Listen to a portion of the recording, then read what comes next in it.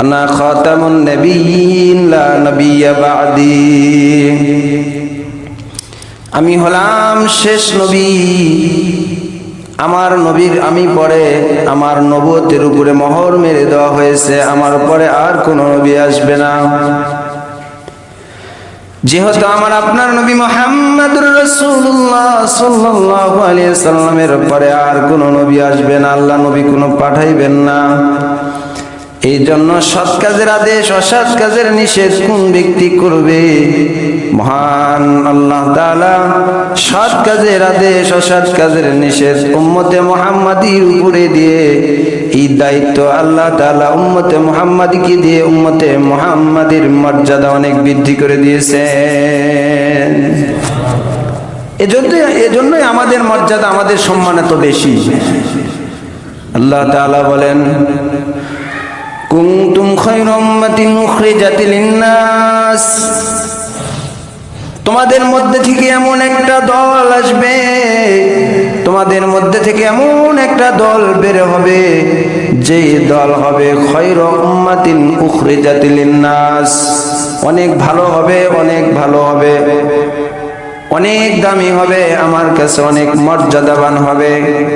কোন সেই দল? আল্লাহ তাআলা বলেন, তা'মুরুনা বিল মা'রুফ, সৎ কাজের আদেশ করবে, ওয়া তানহাউনা আনিল মুনকার, অসৎ কাজকে বাধা দিবে। কারা সৎ কাজের আদেশ করবে, কারা অসৎ কাজের বাধা দিবে? মুসলমান ভাইরা আমার, সমাজের মধ্যে যারা অসৎ কাজের বাধা দিবে 90% মানুষ অসৎ কাজের সাথে জড়িত থাকে। কথা বলেন ঠিক কিনা? আজকে আমাদের সমাজে যখন অসৎ কোনো কাজ হয় তখন 5টা দল হয়ে যায়, 2টি দল তাদের সাথেই থাকে। এক দল পিছন থেকে বলে তোমরা চালায় যাও, আর এক দল বলে তোমাদের সাথেই আছি, আমি তো তোমার সঙ্গেই আছি, চালাও দেখি কে বাধা দেয়। কথা বলেন ঠিক কিনা? আর 3টা দল রাসূল আকরাম সাল্লাল্লাহু আলাইহি ওয়াসাল্লাম হাদিস শরীফের মধ্যে ইরশাদ করেন 3টা দল থাকবে। যদি কোনো ব্যক্তি এই 3 দলের মধ্যে পড়ে যায়, আল্লাহর রাসূল বলেন ওই উম্মত আল্লাহর আদালতে বড় দামি হইতে পারবে। 1 নাম্বার, আল্লাহর রাসূল বলেন, মান রাআ মিনকুম মুনকারান, যখন সমাজের মধ্যে কোনো অসৎ কাজ হইবে, কোন মুমিন বান্দা যার ভিতরে ন্যূনতম ঈমান থাকবে, সে কখনো স্থির থাকতে পারবে না, সে কখনো চুপ করে বসে থাকতে পারবে না। কি করবে? আল্লাহ রাসূল বলেন, এক দল থাকবে তারা হাত দিয়ে বাধা দিবে, তারা প্রতিহত করবে। আল্লাহ রাসূল বলেন, যদি তোমার দ্বারা এটা সম্ভব না হয় তুমি নিষেধ করো না।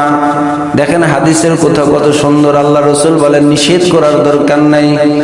আল্লাহ রাসূল বলেন তাকে তুমি কৌশলভাবে তার যে কাজটা, ওই কাজটা তুমি ঘুরায়া অন্যদিকে নিয়ে যাও। গান বাজনা হচ্ছে, তুমি তাকে গিয়ে সরাসরি নিষেধ করবে, হিতে বিপরীত হতে পারে। অতএব তুমি তাকে বাধা না দিয়ে তার এই কাজটাকে কৌশল করে ঘুরিয়ে দাও। তুমি গিয়ে তাকে বলো, যখন সকল মানুষ ঘুমায়া পড়ছে, ঘুমের সময় ঘুমাচ্ছে, তোমার বাবা, তোমার মা, তোমার আত্মীয় স্বজন সকলেই ঘুমাচ্ছে, গান বাজনা বাজানোর কি দরকার? আচ্ছা বাজাতেই যেহেতু হবে, সাউন্ড বক্স এনেছই যেহেতু, তাহলে বিশ্বশ্রেষ্ঠ নন্দিত কারিকারি আব্দুল বাসেদের কণ্ঠে একটু তেলাওয়াত দাও না, দেখি কেমন লাগে।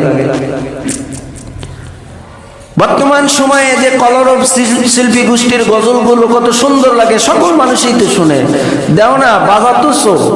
এই গানটা না বাজায় তুমি যদি 2টা গজল বাজাও তাহলে তো গুনাহ থেকে বাঁচা যায়। এই কৌশল করে তাকে তুমি ফিরায় নেওয়ার চেষ্টা করো। সরাসরি গিয়ে তাকে গানে বাধা দিবে, সে মানবে না, এতে বিপরীত হবে।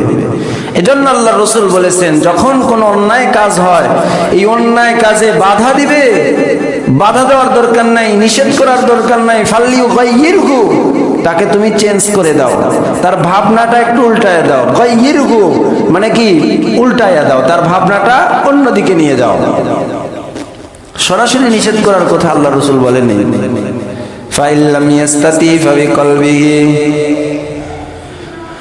যদি তুমি নিষেধ করতে না পারো, বাধা দিতে না পারো, এই ক্ষমতা এই শক্তি যদি তোমার না থাকে, আল্লাহর রাসূল বলেন ফাইল্লাম ইয়াস্তাতি ফাবিকলবিহি, কলব থেকে তাকে তুমি ঘৃণা করো। কি করো?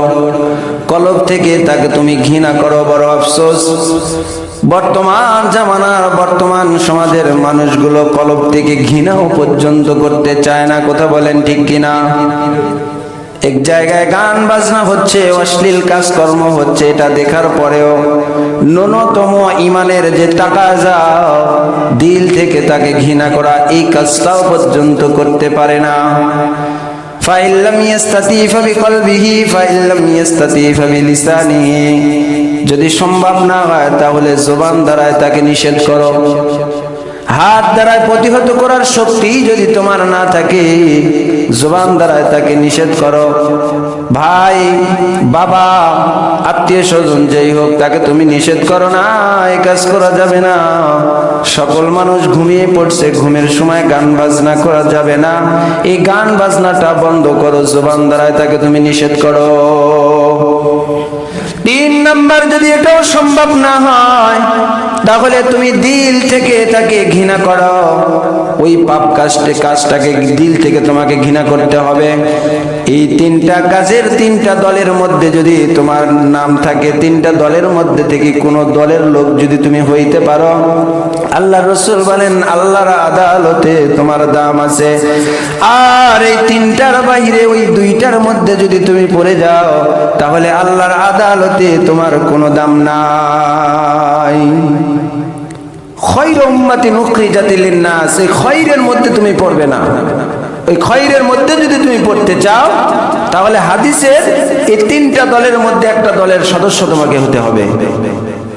হয় তোমাকে তাকে প্রতিহত করতে হবে, না জবান দ্বারা নিষেধ করতে হবে, নাও যদি শক্তি থাকে তাহলে কলব থেকে ঘৃণা করো, সেখান থেকে সরে আসো। কিন্তু আমরা এটা করা তো দূরের কথা, তার সঙ্গে আরো আমরা সঙ্গ দিই, ঠিক কিনা? তার সঙ্গে আমরা আরো সঙ্গ দিই। তুমি চালাইতে থাকো, আমরা তোমার পিছনে আসি, চালাও, দেখি কে বাধা দেয়। সমাজের মোড়ল যারা, সমাজের সবচেয়ে দামি ব্যক্তি যারা, যারা সমাজে নেতৃত্ব দেয় বর্তমান সময়ে, তারাই এই কাজগুলো বেশি করে। তুমি চালাও, আমরা পিছনে আসি, সরাসরি ইনভলভ হয় না। তুমি চালাও, পিছনে আসি, মানে ওদিকে থাকে এদিকে থাকে। মুনাফিকের একটি লক্ষণ, ঠিক কিনা? পারে না কারা? পারে না শুধু ওই সমস্ত মানুষরা যাদের কোনো শক্তি নাই, যাদের কোনো ক্ষমতা নাই, যাদের কোনো টাকা পয়সা নাই। এইরকম কিছু মানুষ যারা দিল থেকে ইমানের টাকা যায় ঘৃণা করে, তারাই শুধু একটু আফসোস করে। ভাইরা আমার, নামাজ পড়লে কোনো কাজে আসবে না। আপনি 5 ওয়াক্ত নামাজ মসজিদে এসে জামাতের সহিত আদায় করেন, হজ বারবার করেন, বছরে বছরে প্রতি বছর হজ করেন, প্রতি বছর উমরা করেন, এমন কোন বছর নাই যে লক্ষ লক্ষ টাকা যাকাত দেন না। এমন কোন বছর নাই যে বছরের 30টা বা 29টা রোজা কোনো একটা কাজা হয়। আমলের দিক থেকে অনেক পাওয়ারফুল আপনি, কিন্তু সৎ কাজের আদেশ অসৎ কাজের নিষেধ আপনার ভিতরে না থাকার কারণে মহান আল্লাহ তাআলা বলেন, যদি কোনো গজব ওই সমাজে পতিত হয় তাহলে ওই ব্যক্তির উপরে সর্বপ্রথম গজবটা পড়বে।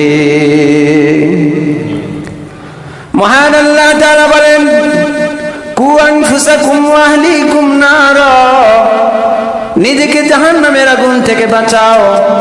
এরপরে তোমার দায়িত্ব হলো তোমার আহার, পরিবার এবং আত্মীয় স্বজন সমাজের লোকদেরকে তুমি জাহান্নামের আগুন থেকে বাঁচাও। তুমি একা নামাজ পড়ে, হজ করে, রোজা রেখে, যাকাত দিয়ে নিজেই জান্নাতে যাবা, আর তোমার সমাজের লোকেরা চিন্তা করতেছো ও পাপ কাজ করতেছে, করুক, আমার তাতে কি? ওই সমাজের লোক ধ্বংস হয়, হোক, আমার তাতে কি? আমার আত্মীয় স্বজন তারা জাহান্নামে চলে যাক, আমার তাতে কি? এই চিন্তা যদি তোমার ভিতরে লালন করো, এই চিন্তা যদি তোমার ভিতরে রাখো, তাহলে সাবধান হয়ে যাও। মহান আল্লাহ তাআলা বলেন, ওই ব্যক্তি নিশ্চিত জাহান্নামে যাবে, ওই ব্যক্তি কখনোই জান্নাত পাবে না। নিজেকেও জাহান্নামের আগুন থেকে বাঁচাইতে হবে এবং আহল পরিবারদেরকেও জাহান্নামের আগুন থেকে বাঁচানোর চেষ্টা করতে হবে। আপনি একা জান্নাতে যাবেন, এটা সম্ভব নয়। হাদিস শরীফের মধ্যে আল্লাহর রাসূল একজন মানুষকে জাহান্নাম থেকে বাঁচানো কতটা জরুরি, নিজের জান্নাত কামানোর জন্য এই বিষয়কে আল্লাহর রাসূল উদাহরণস্বরূপ বোঝানোর জন্য বলেছেন। এই হাদিসটা কয়েকটা কিতাবের মধ্যে বুখারী, নাসাই এবং তিরমিজি এবং মুসলিম শরীফ কয়েকটি হাদিসের মধ্যে আল্লাহর রাসূল বলেন, কয়েকটি হাদিসের মধ্যে এসেছে আল্লাহর রাসূল বলেন, মনে করো তুমি একা জান্নাতে যাবে আর তোমাদের সমাজের সমস্ত লোক জাহান্নামে যায়, এই চিন্তা তুমি লালন করতেছো। মনে করো এটা একটা দলের মতো, তুমি যে চিন্তা, এই চিন্তা একটা দলের মতো। এই একটা দল বহুদূর সফর করার জন্য বের হয়েছে, যাইতে যাইতে বিশাল বড় একটা নদীর সামনে দাঁড়িয়ে গেছে, নদী পার হবে। একটা নৌকা তার সামনে আছে, যে নৌকার উদাহরণ আল্লাহ রাসূল হাদিস শরীফের মধ্যে যে আরবিটা ব্যবহার করেছেন, যে আরবিটা প্রয়োগ করেছেন, ওই আরবির অর্থ হলো এমন একটা নৌকা যে নৌকার দুইটা তালা আছে। এই নৌকায় ওঠার জন্য বলা হয়েছে যে ওই একটা দলকে দুই ভাগ করে, এক ভাগ নিচে উঠবে আর এক ভাগ উপরে উঠবে। যদি নিচের ভাগ আর উপরের ভাগ সমান না হয় তাহলে নৌকা যাবে না। মনে করেন 10 জন লোক, 5 জন লোক নিচে উঠেছে, 5 জন লোক উপরে উঠেছে। তাদেরকে নিয়ে নৌকা যখন চলতেছে, নদীর মাঝখানে যখন চলে গেছে, ওই নৌকার নিচের তালার লোকের একটা কাজ ছিল, তারা উপর তালা থেকে পানি আনতে হতো। তো তারা পানি আনার জন্য উপর তালায় যাইতো। সময়ে বেসময়ে যখন পানি আনতো তখন উপর তালার মানুষের একটু কষ্ট হইতো, এই জন্য নিচের তালার মানুষ চিন্তা করেছে উপর তালার মানুষকে কষ্ট দেওয়ার দরকার নাই, উপর তালার মানুষকে আর কষ্ট দিব না, আমরা একটা কাজ করি। মাথা মোটা বুদ্ধিওয়ালা একজন চিন্তা করেছে, যেহেতু পানি তাদের উপরের চাইতে আমাদের নিচেই বেশি, ঠিক কিনা? এই জন্য নিচে থেকে পানি উঠানো আমাদের জন্য সহজ। নিচের তলিটা সামান্য যদি কানা করে দেই তাহলেই তো আমরা পানি পেয়ে যাব, উপর তলায় গিয়ে তাদের কষ্ট দেওয়ার দরকার নাই।